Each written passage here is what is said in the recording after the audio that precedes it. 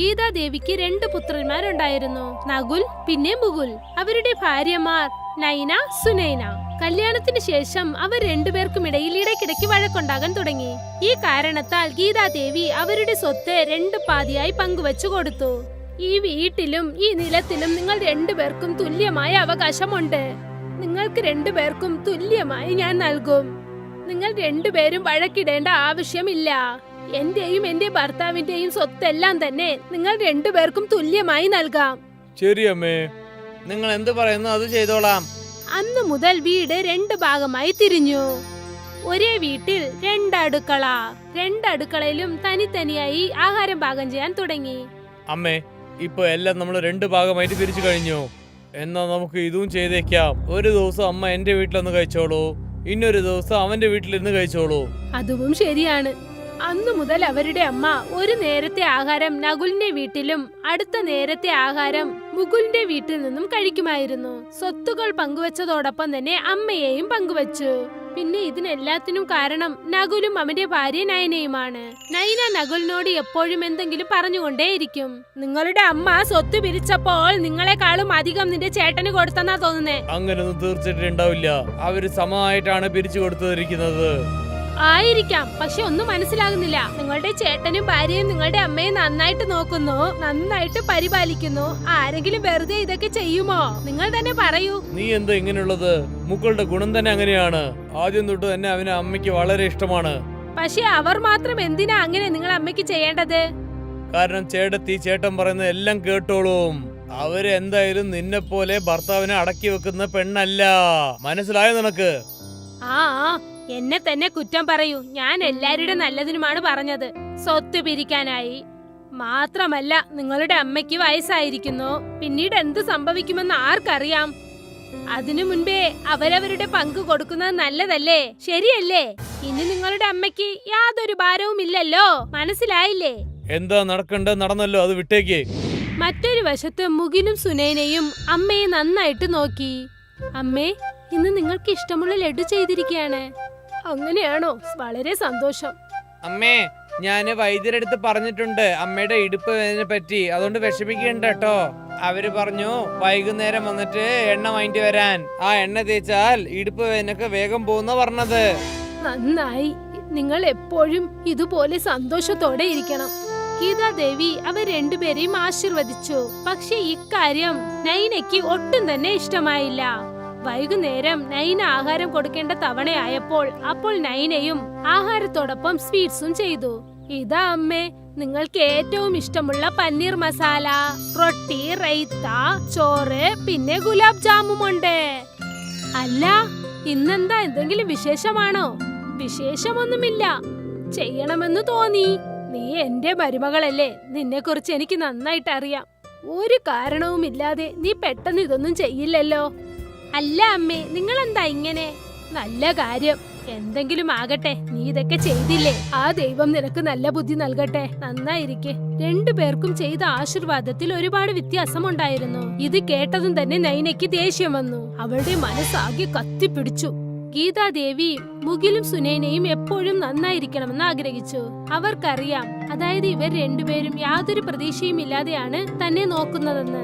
അതേസമയം നകുലും നയനയും രണ്ടുപേരും സ്വാർത്ഥരാണ്. അവർ രണ്ടുപേരും ചെയ്യുന്ന എല്ലാ കാര്യത്തിന്റെ പുറകിലും എന്തെങ്കിലും ഒരു പ്രതീക്ഷ കാണും. കുറച്ചു ദിവസം വരെ എല്ലാം നല്ല രീതിയിലാണ് പോയത്. ഇപ്പോൾ ഗീതാദേവിയുടെ ആരോഗ്യസ്ഥിതി വളരെ മോശമായി. ഇപ്പോൾ അവരുടെ മനസ്സിൽ പുതിയൊരു സങ്കടം ഉണ്ടായി. ഞാൻ എല്ലാം തന്നെ രണ്ടുപേർക്കും പങ്കുവെച്ചു കൊടുത്തു. എന്റെ കയ്യിൽ ഇപ്പോൾ ആ മാന്ത്രിക കുക്കർ മാത്രമാണുള്ളത്. ഞാൻ അത് ഒരാൾക്ക് മാത്രം നൽകിയാൽ അത് വലിയ തെറ്റായി പോകും.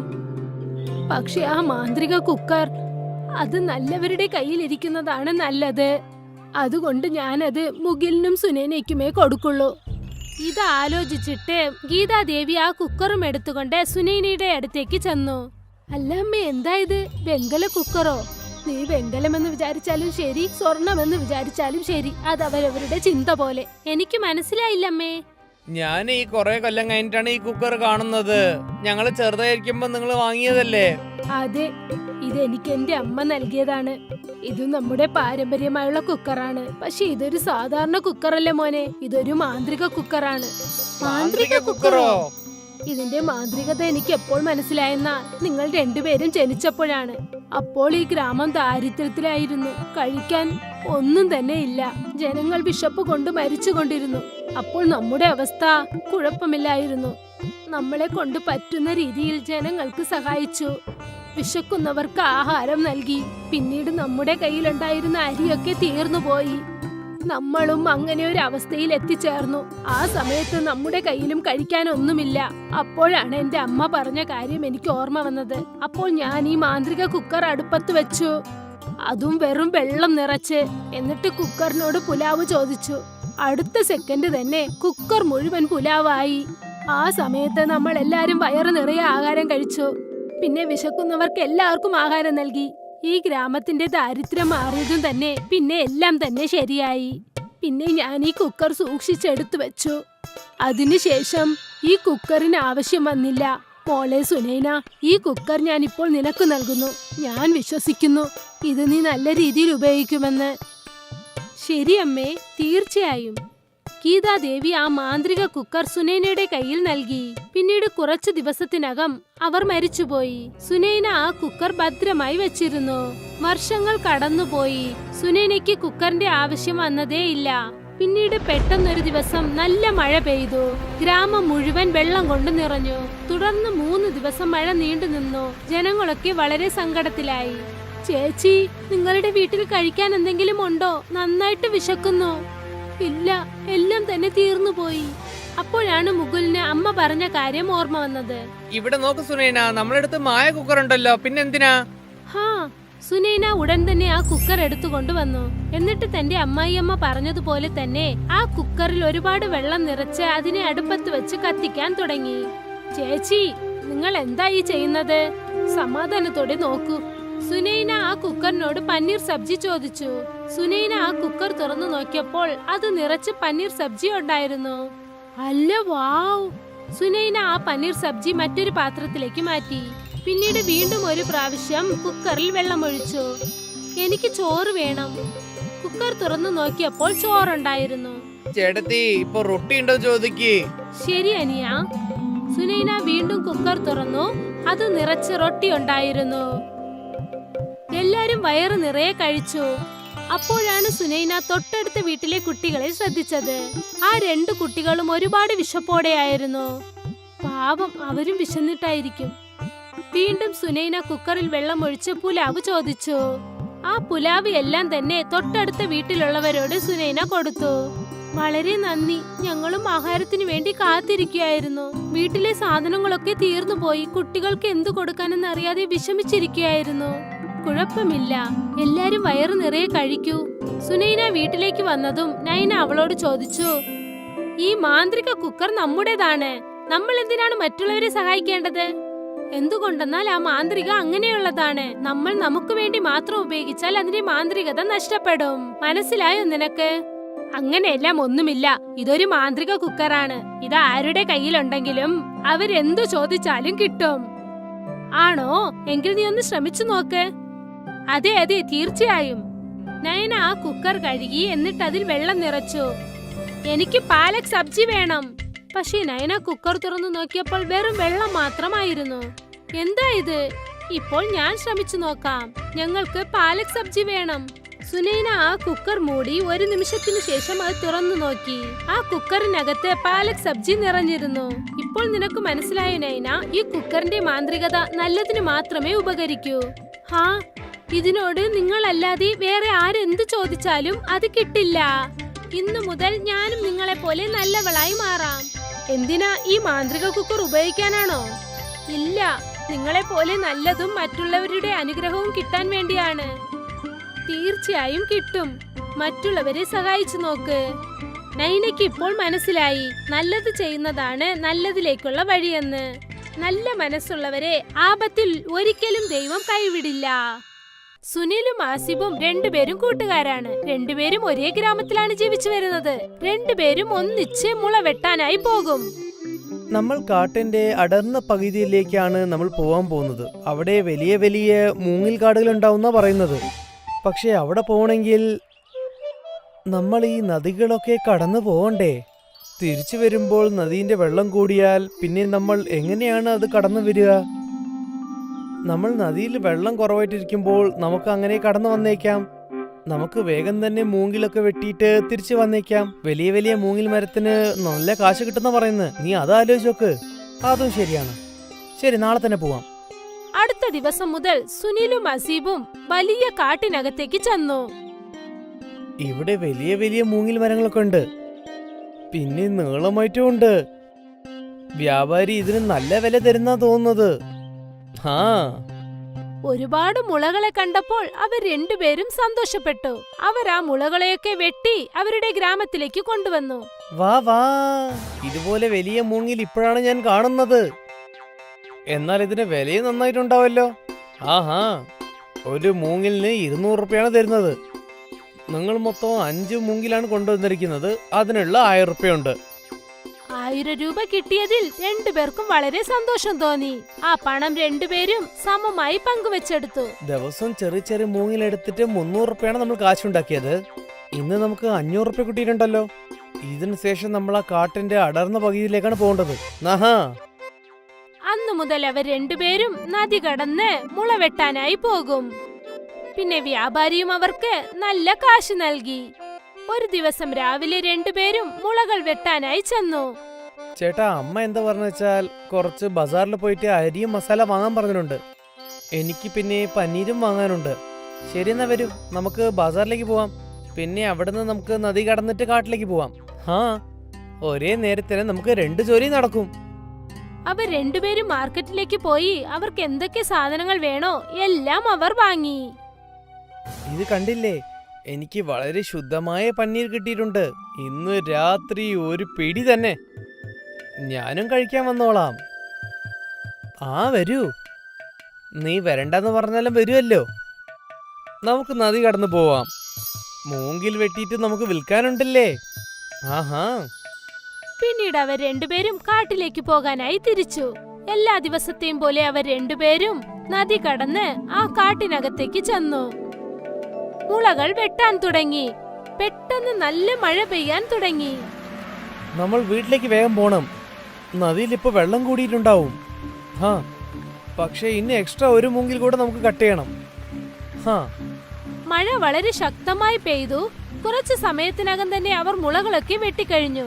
പിന്നീട് അവർ ആ മുളകളൊക്കെ കെട്ടിയെടുത്ത് ആ നദിക്കരയിലേക്ക് വന്നു. പക്ഷെ നദിയിൽ മഴ കാരണം വെള്ളം അധികമായിരുന്നു. നദിയിൽ വല്ലാതെ വെള്ളം കൂടിയിട്ടുണ്ടല്ലോ ചേട്ടാ. ഈ നിലമിൽ നമ്മൾ നദിയിൽ പോയാൽ വളരെ ആപത്താണ്. ഹാ, നമുക്ക് കുറച്ചു നേരം കാട്ടിൽ കാത്തിരുന്നാലോ? ഹാ, അവിടെ കുറച്ച് ദൂരം പോയ ഒരു ഗുഹയുണ്ട്. നമുക്ക് അവിടെ പോയി താമസിക്കാം.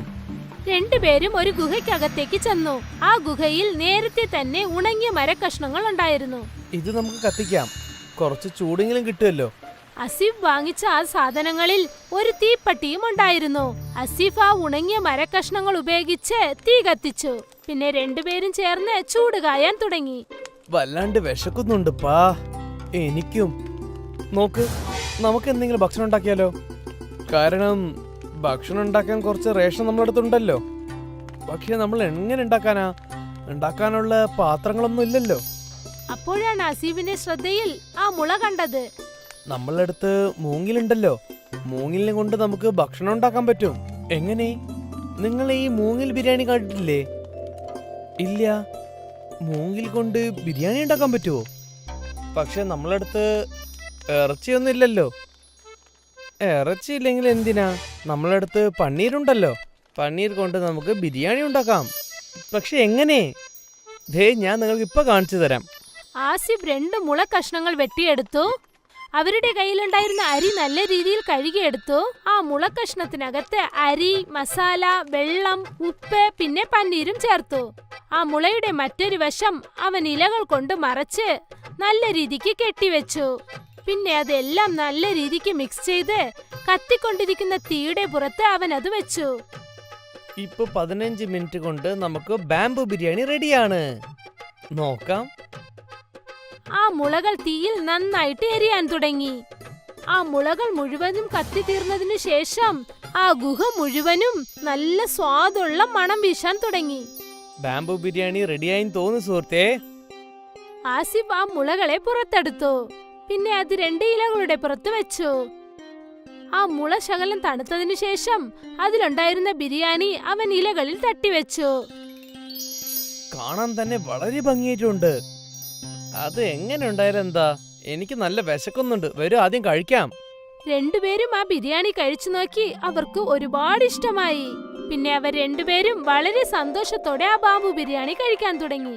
സുഹൃത്തേ, നീ ഇത്രയും അടിപൊളിയായിട്ട് ബാംബു ബിരിയാണി ഉണ്ടാക്കിയിട്ടുണ്ടല്ലോ. ഞാൻ എന്ത് പറയാനാ.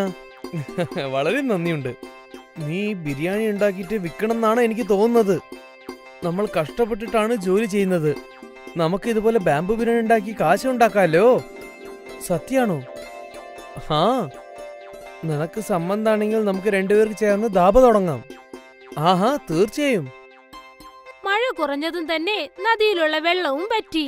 പിന്നെ 2 കൂട്ടുകാരും എല്ലാ മുളകളും എടുത്തുകൊണ്ട് അവരുടെ വീട്ടിലേക്ക് പോയി. പക്ഷെ അന്ന് അവർ ആ മുളകൾ വിറ്റില്ല. അടുത്ത ദിവസം 2 കൂട്ടുകാരും ചേർന്ന് ഗ്രാമത്തിന്റെ നടുവിലായി അവരുടെ ബിരിയാണി കട തുടങ്ങി. ഗ്രാമത്തിലെ ജനങ്ങളൊക്കെ ആശ്ചര്യത്തോടെ നോക്കി ഇവർ രണ്ടുപേരും ചേർന്ന് മുളകൾ വെച്ച് എന്തു ചെയ്യുകയാണെന്ന്. മോനെ, ഇത് എന്താ ഇത്?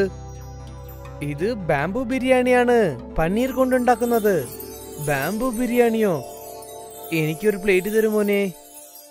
ഗ്രാമത്തിലെ ജനങ്ങൾ ആദ്യമായിട്ടാണ് ആ മുള ബിരിയാണി കഴിക്കുന്നത്.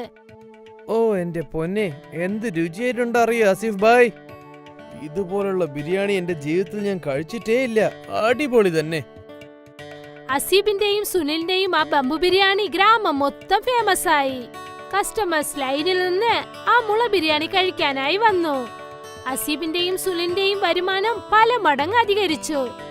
പിന്നെന്താ, അസീബും സുനിലും മുളകൾ വെട്ടുന്നത് വിട്ടിട്ട് ബംബു ബിരിയാണി ചെയ്യാൻ തുടങ്ങി.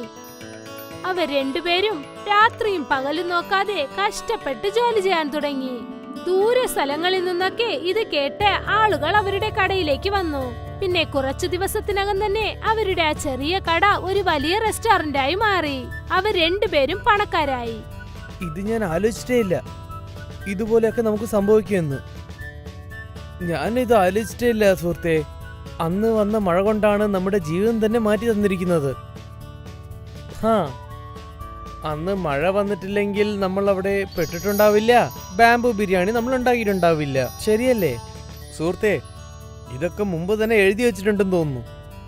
ദൈവം എല്ലാവർക്കും മുമ്പ് തന്നെ തലയെഴുത്ത് എഴുതിയിട്ടുണ്ടാവും. നമ്മളൊക്കെ വെറും പാവകൾ മാത്രമാണ്. അദ്ദേഹത്തിന്റെ കളിയിലാണ് നമ്മൾ കളിക്കുന്നത്. അതും ശരി തന്നെ. ആ മുള ബിരിയാണി അസീബിന്റെയും സുനിന്റെയും ജീവിതം തന്നെ മാറ്റിമറിച്ചു. അവർക്ക് രണ്ടുപേർക്കും ജീവിതത്തിന്റെ രഹസ്യം എന്താണെന്ന് മനസ്സിലായി. കഷ്ടത്തിൽ നിന്നാണ് നമുക്ക് നല്ലതെല്ലാം കിട്ടുന്നതെന്ന്. പിന്നെ ആർക്കറിയാം എപ്പോഴാണ് ആർക്ക് നല്ലത് വരുന്നതെന്ന്. ഷൗക്കത്ത് മിയാന് ഒരു ബിരിയാണി കടയുണ്ട്. ജനങ്ങളൊക്കെ വളരെ സന്തോഷത്തോടെ അവിടെ വന്ന് ബിരിയാണി കഴിക്കും. ആ ഷൗക്കത്ത് ചേട്ടാ, ബിരിയാണി നന്നായിട്ടുണ്ടല്ലോ. നന്ദിയുണ്ട്. ബിരിയാണിയുടെ രുചി നന്നായിരുന്നത് കൊണ്ട് അദ്ദേഹത്തിന്റെ വരുമാനവും അധികരിച്ചുകൊണ്ടേയിരുന്നു. ഷൗക്കത്ത് മിയ ഓരോ മാസവും 30,000 രൂപ തന്റെ അമ്മയുടെ കയ്യിൽ നൽകും. മോനെ, ഇപ്പോഴൊക്കെ നിന്റെ വരുമാനം നല്ല രീതിക്ക് വരുന്നുണ്ട്. അതുകൊണ്ട് ഞാൻ ആലോചിക്കാൻ നിന്നെ കല്യാണം കഴിപ്പിച്ചാലോ എന്ന്. മാത്രമല്ല, ഞാൻ ഒറ്റയ്ക്ക് എത്ര ദിവസമായി ഈ വീട്ടിലെ ജോലിയൊക്കെ നോക്കുന്നത്. എന്നെ കൊണ്ട് തീരെ വയ്യ മോനെ. നിന്റെ കല്യാണം കഴിഞ്ഞതിന് ശേഷം നദീമിന്റെ കല്യാണവും കഴിപ്പിക്കാം. അയ്യോ അമ്മി, എനിക്കിന്നും കല്യാണ വയസ്സായിട്ടില്ല. ആദ്യം നിങ്ങൾ ചേട്ടനും കല്യാണം കഴിപ്പിക്കൂ. ശരി അമ്മേ, നിങ്ങൾക്ക് ഏത് പെണ്ണിന് ഇഷ്ടായിട്ടുണ്ടോ ആ പെണ്ണിന് ഞാൻ കല്യാണം അയച്ചോളാം. അങ്ങനെ പറ ചേട്ടാ. ഇതാണ് ഞാൻ നോക്കിയത് ഷൗക്കത്തേട്ടാ. ഷൗക്കത്തിന്റെ അമ്മ അവന് വേണ്ടി ഒരു പെൺകുട്ടിയെ നോക്കി. സന വളരെ പഠിച്ച പെൺകുട്ടിയാണ്. പിന്നെ അവൾ ആഹാരവും നന്നായിട്ട് ഉണ്ടാക്കും. കുറച്ചു ദിവസങ്ങൾക്കകം ഷൗക്കത്തിന്റെയും സനയുടെയും കല്യാണം കഴിഞ്ഞു. അതിനുശേഷം സന വീട്ടിലെ എല്ലാ ജോലികളും നോക്കി നടത്തി. മോനെ, നിന്റെ കൈകൊണ്ട് ചെയ്യുന്ന ആഹാരം എപ്പോഴും നല്ല രുചിയുള്ളതായിരിക്കും. അതെ ചേട്ടത്തി, പക്ഷേ ഞങ്ങൾ ചേട്ടൻ ഉണ്ടാക്കുന്ന പോലെ ബിരിയാണി ആർക്കും ഉണ്ടാക്കാൻ പറ്റില്ല ചേട്ടത്തി. അതെ, അതും ശരിയാണ്. ഇദ്ദേഹത്തിന്റെ കൈകൊണ്ട് ചെയ്ത ബിരിയാണി കഴിച്ചു നോക്കിയാലല്ലേ എനിക്കും അതിന്റെ രുചി അറിയാവൂ. ചേട്ടാ, ഇന്ന് എല്ലാവർക്കും നിങ്ങൾ ബിരിയാണി കൊണ്ടുവരണം. ശരി മോനെ, കൊണ്ടുവരാം.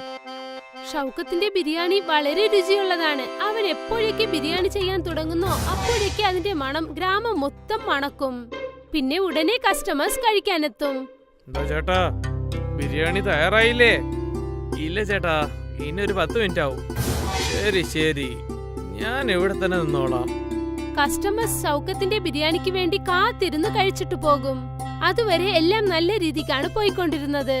ഈ അംഷദ് ചേട്ടൻ ആവശ്യമില്ലാതെ നമ്മളുടെ അധ്വാനാണ് നശിപ്പിക്കുന്നത്. ഞാൻ എന്തെങ്കിലും ചെയ്തേ പറ്റുള്ളൂ. ഞാനും വില കുറയ്ക്കാൻ പോവുകയാണ്. ഷൗക്കത്തും ബിരിയാണിയുടെ വില അധികമാക്കി 80 രൂപയാക്കി. ദിവസവും നമ്മൾ ഈ ബിരിയാണിയാണ് കഴിക്കാൻ പോകുന്നത്. വരൂ, ഇന്ന് നമുക്ക് അവിടെ പോയി കഴിച്ചു നോക്കാം. ശരി. ഒരുപാട് കസ്റ്റമേഴ്സ് പുതിയ ബിരിയാണി കഴിക്കാനായി അംജത്തിന്റെ കടയിലേക്ക് പോയി. പക്ഷെ അംജത്തിന്റെ കയ്യിൽ ഒരു പുതിയ മാന്ത്രികതയുണ്ടായിരുന്നു. ഒരു വട്ടം അവന്റെ ബിരിയാണി ആരെങ്കിലും കഴിച്ചാൽ വീണ്ടും അതേ കടയ്ക്ക് അവർ തിരിച്ചെത്തും. ഇന്നലെ പോയി ഞാൻ ബിരിയാണി കഴിച്ചില്ലേ? വരൂ, നമുക്ക് അവിടെ തന്നെ പോയി കഴിക്കാം.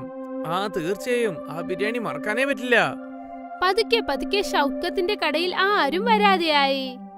ഇതൊക്കെ കുറച്ചു ദിവസം ഇങ്ങനെ നടക്കുക.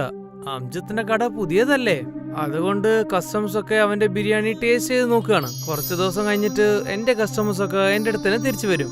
ഷൗക്കത്ത് ഇവിടെ എന്താണ് സംഭവിക്കുന്നതെന്ന് മനസ്സിലാക്കുന്നതിന് മുൻപ് തന്നെ അവന്റെ മൊത്തം വരുമാനവും ഒരുപാട് കുറഞ്ഞുപോയി.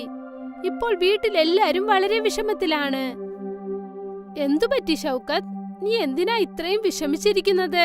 ഞാൻ എന്തെന്ന് പറയണ്ടമ്മേ, എന്റെ കടയുടെ അടുത്ത് തന്നെ ഇന്നൊരു ബിരിയാണി കടയും വെച്ചിട്ടുണ്ട്. പയ്യെ പയ്യെ എന്റെ കസ്റ്റമേഴ്സ് ഒക്കെ അങ്ങോട്ടാണ് പോകുന്നത്. ഇങ്ങനെ തന്നെ പോയിക്കൊണ്ടിരുന്ന പിന്നെ ഒരു ദിവസം ഞാൻ എന്റെ കട മൂടിയിട്ട് തന്നെ വീട്ടിലേക്ക് പോണം. തീർച്ചയായും അങ്ങനെയൊന്നും നടക്കില്ല മോനെ. ദൈവമുണ്ട്. ഇടയ്ക്കിടയ്ക്ക് കുറച്ച് ദിവസം ഇങ്ങനെ കഷ്ടപ്പാടുണ്ടാകും. ഞാൻ അങ്ങനെ തന്നെയാണ് വിശ്വസിച്ചോണ്ടിരിക്കുന്നത് അമ്മേ. ഷൗക്കത്തിന്റെ വിഷമം കണ്ട് വീട്ടിലെ എല്ലാ ആൾക്കാരും ഒരുപാട് വിഷമത്തിലായിരുന്നു. അന്ന് രാത്രി സന ഷൗക്കത്തിനോട് എന്താ കാര്യമെന്ന് ചോദിച്ചു. ഒരുപക്ഷെ വില അധികമായതുകൊണ്ട് കസ്റ്റമേഴ്സ് വേറെ കടയിലേക്ക് പോയെങ്കിൽ നമ്മൾ എന്തുകൊണ്ട് വില കുറച്ചു കൊടുത്തുകൂടാ? പറയൂ. നമുക്ക് എങ്ങനെ വില കുറയ്ക്കാൻ പറ്റും സന? ഒരു പ്ലേറ്റ് ബിരിയാണിന്റെ വില തന്നെ ചെലവ് 50 റുപ്യാവും സന. അത് നമ്മൾ 80 റുപ്യക്കാണ് വിൽക്കുന്നത്. വെറും 30 റുപ്യാണ് നമുക്ക് ലാഭം കിട്ടുന്നത്. പിന്നെ ഇതും നമ്മൾ കുറച്ചാൽ പിന്നെ വീട്ടു ചെലവൊക്കെ എങ്ങനെ നമ്മൾ നോക്കാൻ പറ്റും? എങ്കിൽ നമ്മൾ വില കുറഞ്ഞ സാധനങ്ങൾ വാങ്ങി ബിരിയാണി ചെയ്താൽ എങ്ങനെയിരിക്കും? എങ്കിൽ കുറഞ്ഞ വിലയ്ക്ക് കൊടുക്കാമല്ലോ. ബിരിയാണിക്ക് നമ്മൾ ഉപയോഗിക്കുന്ന അരിയാണ് വളരെ വില കൂടിയത്. അതുമാത്രല്ലാതെ ബാസ്മതി അരി എങ്ങനെ വില കുറഞ്ഞത് കിട്ടുക? പിന്നെ ബാസ്മതി അരി ഞാൻ സാധാരണ അരിയായിട്ട് മാറ്റാൻ പറ്റില്ലല്ലോ. അങ്ങനെയാണെങ്കിൽ നമ്മൾ ബസുമതി റൈസിന് പകരം വേറെ എന്തെങ്കിലും സാധനം കൊണ്ട് ബിരിയാണി ഉണ്ടാക്കിയാലോ? അങ്ങനെ വെച്ചാൽ? അതായത് മാഗി. മാഗി കൊണ്ട് ഒരുപാട് ആൾക്കാർ ഒരുപാട് ഡിഷ് ചെയ്യുന്നുണ്ട്. നമ്മൾ എന്തുകൊണ്ട് ബിരിയാണി ചെയ്ത് നോക്കിക്കൂടാ? നമ്മുടെ ചിലവും കുറയുമല്ലോ. മാഗി ബിരിയാണിയോ? ഇത് ഞാൻ ആദ്യമായിട്ടാണ് കേൾക്കുന്നത്. ഇപ്പോഴൊക്കെ വ്യത്യസ്തമായ സാധനങ്ങൾക്കാണ് നല്ല ഡിമാൻഡ്. ഒരു വട്ടം നമുക്ക് ശ്രമിച്ചു നോക്കാമെന്നേ. ശരി, ഇപ്പൊ ഒന്നും അത്ര വലുതായിട്ട് പോകുന്നില്ല. നമുക്ക് അതും ശ്രമിച്ചു നോക്കാലോ. അടുത്ത ദിവസം ഷൗക്കത്ത് എന്നത്തെയും പോലെ ബിരിയാണി ചെയ്യാൻ തുടങ്ങി. പക്ഷേ ഇന്നത്തെ ദിവസം ബസുമതി റൈസിനു പകരം മാഗി ഇട്ട് ചെയ്തു. മാഗി ബിരിയാണി പെട്ടെന്ന് റെഡിയായി. അതിന്റെ ചിലവും കുറവായിരുന്നു. അതുകൊണ്ട് ഷൗക്കത്ത് വിലയും 50 രൂപയാക്കി മാറ്റി. പുറത്ത് വലിയൊരു ബോർഡും വെച്ചു. മാഗി ബിരിയാണി 50 രൂപ. അതെ, മാഗി ബിരിയാണി പറയുന്നില്ല. അതെന്താണ്? മാഗി എന്താ അറിയാ, ബിരിയാണി എന്താണ് അറിയാ, പക്ഷേ ഈ മാഗി ബിരിയാണി എന്താണെന്ന് അറിയില്ലല്ലോ. ശരി, വാ നമുക്ക് അത് കഴിച്ചു നോക്കാം. ആഹാ, മാഗി ബിരിയാണി എന്നുള്ള ആ പേര് കണ്ടതും ഒരുപാട് കസ്റ്റമേഴ്സ് അവിടേക്ക് കഴിക്കാൻ വന്നു. വാവ് വാവ്, വളരെ സൂപ്പർ ആയിട്ടുണ്ട്. ഇതുപോലുള്ള മാഗി ബിരിയാണി ഞാൻ കഴിച്ചിട്ടേ ഇല്ല. അതെന്താണെന്ന് വെച്ചാൽ ഇത് വെറും മാഗി അല്ല, ഇത് മാഗി ബിരിയാണിയാണ്. ഓ എന്റെ ചേട്ടാ, ഇതുപോലുള്ള മാഗി ബിരിയാണി ഞാൻ കഴിച്ചിട്ടേ ഇല്ല. നന്ദി നന്ദി. കസ്റ്റമേഴ്സിന് ഷൗക്കത്തിന്റെ ആ ബിരിയാണി ഒരുപാട് ഇഷ്ടമായി. അന്ന് ഷൗക്കത്തിന്റെ ബിരിയാണി കടയുടെ വെളിയിൽ ഒരുപാട് ആൾക്കാരുണ്ടായിരുന്നു. മാഗി ബിരിയാണി ഉള്ളത് ചേട്ടാ, അയ്യ അരിയുടെ ബിരിയാണി കാട് നന്നായിട്ടുണ്ട്. ഇന്ന് മുതൽ നമുക്ക് മാഗി ബിരിയാണി കഴിക്കാം. ഷൗക്കത്ത് സന്തോഷത്തോടെ വീട്ടിലേക്ക് പോയി. എന്നിട്ട് ഈ സന്തോഷ വാർത്ത തന്റെ ഭാര്യയെ അറിയിച്ചു. ഇത് കേട്ട് അവളും സന്തോഷപ്പെട്ടു. ഈ മാസം ഷൗക്കത്തിന്റെ വരുമാനം നല്ല രീതിയിലുണ്ടായിരുന്നു. ആ മാസ അവസാനം ഷൗക്കത്ത് തന്റെ അമ്മയുടെ കയ്യിൽ 40,000 രൂപ കാശ് നൽകി. ഇത്രയുമോ? അതെ അമ്മേ, സനയുടെ മാഗി ബിരിയാണിന്റെ ഐഡിയ നന്നായിട്ട് വർക്കൗട്ട് ആയിട്ടുണ്ട്. ഡബിൾ വരുമാനമാണ് വരുന്നത്. വീണ്ടും ഒരു വട്ടം അവരെല്ലാരും സന്തോഷത്തോടെ ആയിരുന്നു. അവരുടെ കഷ്ടവും മാറി. കാരണം അവരുടെ വരുമാനം അധികരിച്ചു. മാഗി ബിരിയാണി ഫേമസ് ആയി.